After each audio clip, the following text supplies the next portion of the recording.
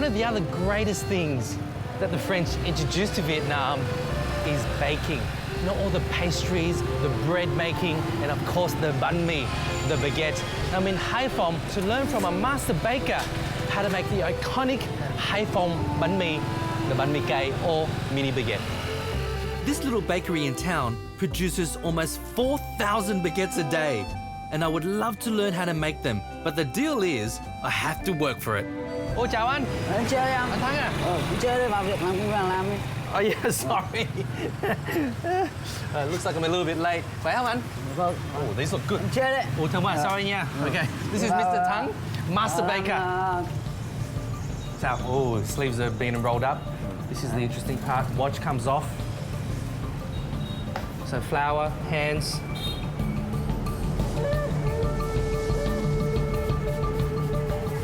Oh wow. Whoa. Okay, so you get a little piece. Flour your palm of your hands. Roll with a bit of pressure. Just like that. Go on. Oh, that's all right. That's not too bad. All right. Wow. He's so fast. He's like going. My one. He does 10. Nướng 10 phút. Nướng 10 phút. Okay. So we're saying you let it rise for around 3 to 5 hours, depending on the temperature outside, and then baking it is just 10 minutes. Oh wow, look at this. So this is risen for 3 hours already. Oh, look at these. Beautiful. Starting from this to this. Cái này xịt nước hả? Khô rồi chị. So it's dried out a little bit. He's just putting a little bit of moisture on there. And geez, he's quick. In the oven, 230 degrees Celsius. Go, Mara. 10 minutes. Gone are the days where it's all baked over charcoal. Now it's got all these electrical commercial big ovens here. It's been 10 minutes. I can smell it already. Oh, look at those golden sticks. Ha ha.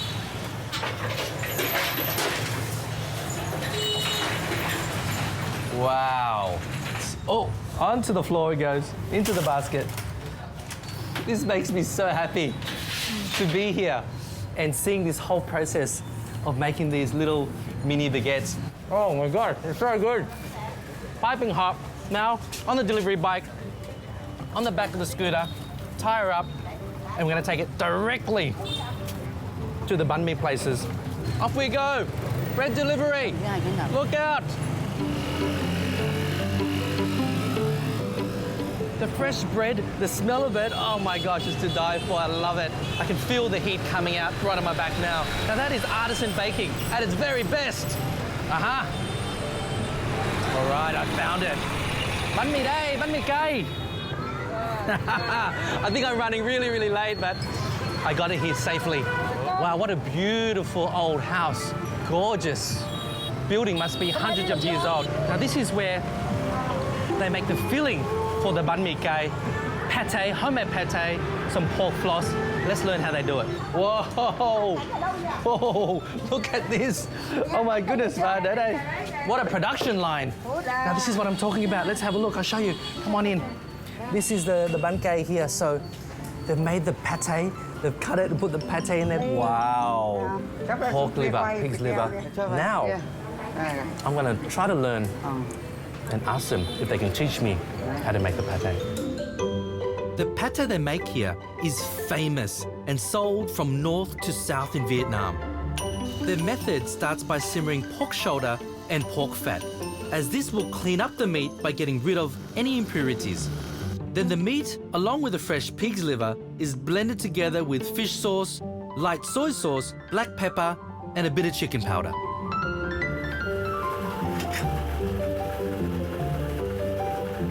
Then fried shallots are added along with the bread, which adds texture and binds the pate together. Then it's all blended again. The bottom of the pot is lined with pork fat, and the pate is added, then covered in plastic and steamed for 5 hours. The pate is now done. So we've put our crisp baguette with beautiful silky pate in the oven for a little while to get it nice and crispy. I'm going to go a step further and fill it with pork floss as well. Now, all these guys are waiting here. They order around 10 or 20 each person. So that is now time to dip into my chili sauce, and this is why it's called bánh cay, spicy banh mi. That is so good. Mini baguettes of Haiphong with pate and pork floss. bánh chay Hải Phòng. Cảm ơn cô. Now, I know you can all relate, but to me, the smells of cooking garlic, onions, and red shallots is just divine. You can't get better than the smells. Now, I get smells and wafts of these fried shallots coming through this whole street. And here is Han Phi, Vietnamese fried red Asian shallots. Oh, yes, it's so good. Fried shallots are such an essential condiment in Southeast Asian cuisine, and I use them extensively in a lot of my cooking. Wow, she cooks, hey Chunky, she cooks 200 kilos of these crispy Asian shallots per day. I love this ingenious machine. Slicing up the shallots, it must go 24 hours a day to produce 200 kilos. So these are grown in a province not far from Haiphong called Haizeong, and they're peeled sacks and sacks, hundreds of kilos are peeled. They're chopped here, and I cannot resist. I have to buy at least a kilo of this Asian shallot. Now this won't last me long. I eat so much of this. I can just eat this on some steamed rice and I'm happy. Cho hai cái này. And it's still warm, so good. Cho 50.000. Rồi. 250,000 dong. Cảm ơn. Which is around, oh, my eyes are getting watery. It's around $13.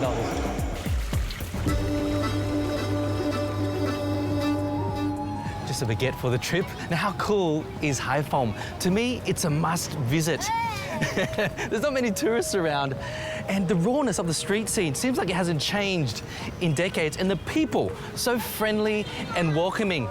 Now, throughout my travels, I try to discover and learn new dishes and new ingredients. And you know what? Haiphong has not disappointed.